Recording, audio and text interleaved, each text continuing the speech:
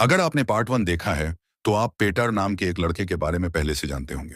ये पेटार नाम के एक 18 साल के लड़के की कहानी है, जिसे लगता था कि वह अपनी टीचर से प्यार करता है।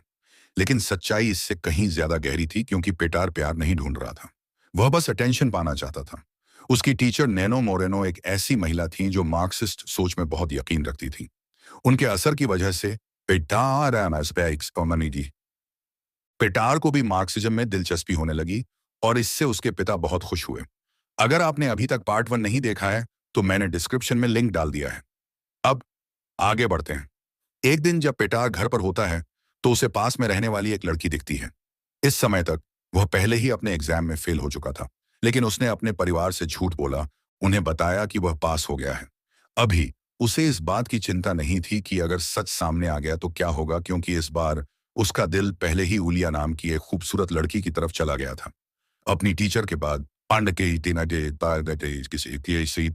पेटार का ध्यान जल्दी ही उलिया की तरफ चला गया।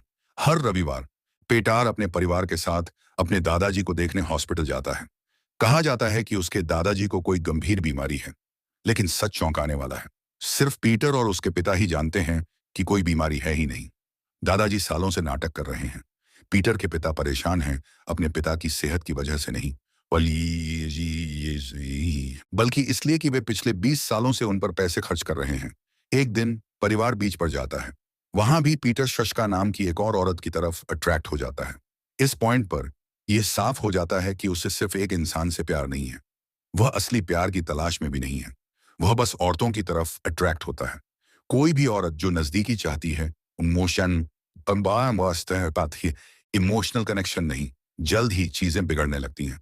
नो का बॉयफ्रेंड, जो पीटर का टीचर भी है, पीटर के पिता से मिलता है और सब कुछ बता देता है। वह उन्हें बताता है कि पीटर नुएनो को गलत नजर से देख रहा था, जिसकी वजह से उसे स्कूल से निकाल दिया गया था। और बस इसी तरह पीटर का अपने एग्जाम पास करने का झूठ सामने आ जाता है। लेकिन हालात और भी खराब हो जाते हैं। शशका का पति भी पीटर के पिता से भिड़ जाता है और पार पर उसकी पत्नी के साथ संबंध बनाने की कोशिश करने का इल्जाम लगाता है। अब पेटार के पिता पूरी तरह से कंट्रोल खो देते हैं। घर पर पेटार को बहुत कड़ी सजा मिलती है। इस पॉइंट पर सब कुछ खुलकर सामने आ जाता है और कहानी एक बात बहुत साफ कर देती है। पेटार सच में किसी से प्यार नहीं करता। वह बस अलग अलग औरतों के साथ फिजिकल अट्रैक्शन और नजदीकी चाहता है। आगे क्या होता है, यह जानने के लिए आने वाला पार्ट 3 देखें।